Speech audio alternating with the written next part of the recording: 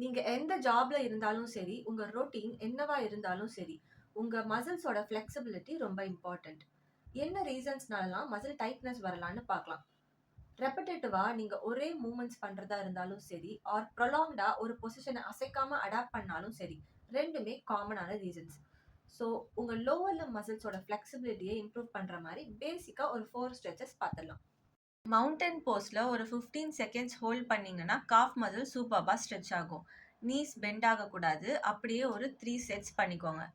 Long சிட்டிங்ல 1 leg fold பண்ணிட்டு opposite leg to touch பண்ணுங்க. Hamstring நல்லா ஸ்ட்ரெச் ஆகும். ஸ்ட்ரெச் பண்ற லெக்ல நீ பெண்ட் ஆகாம பார்த்துக்கோங்க. 15 செகண்ட்ஸ் ஹோல்ட் பண்ணிட்டு 3 செட்ஸ் பண்ணிக்கோங்க. சிங்கிள் லெக் ஸ்டாண்டிங்ல நீ ஃப்ளெக்ஸ் பண்ணிட்டு ஆங்கிள ஹோல்ட் பண்ணீங்கன்னா குவாட்ரிசெப்ஸ்ல ஸ்ட்ரெச் தெரியும். அப்படியே ஒரு 15 செகண்ட்ஸ் ஹோல்ட் பண்ணிட்டு 3 செட்ஸ் பண்ணிக்கோங்க. லாங் சிட்டிங்ல லெக் ஸ்ப்ரெட் பண்ணிட்டு ஃபார்வர்ட் பெண்ட் பண்ணி எல்போஸை ஃப்ளோர்ல டச் பண்ணிக்கோங்க. நீஸ் பெண்ட் ஆகாம பார்த்துக்கோங்க. 15 செகண்ட்ஸ் ஹோல்ட் பண்ணிட்டு 3 செட்ஸ் பண்ணிக்கோங்க. இப்போ நம்ம பார்த்த ஸ்ட்ரெச்சஸ் எல்லாம் ஒரு வேரியேஷன் தான். ஈச் மசிலை டிஃப்ரெண்ட் வேரியேஷன்ஸ்ல எப்படி ஸ்ட்ரெச் பண்றதுன்னு அடுத்தடுத்த வீடியோஸ்ல பார்க்கலாம்.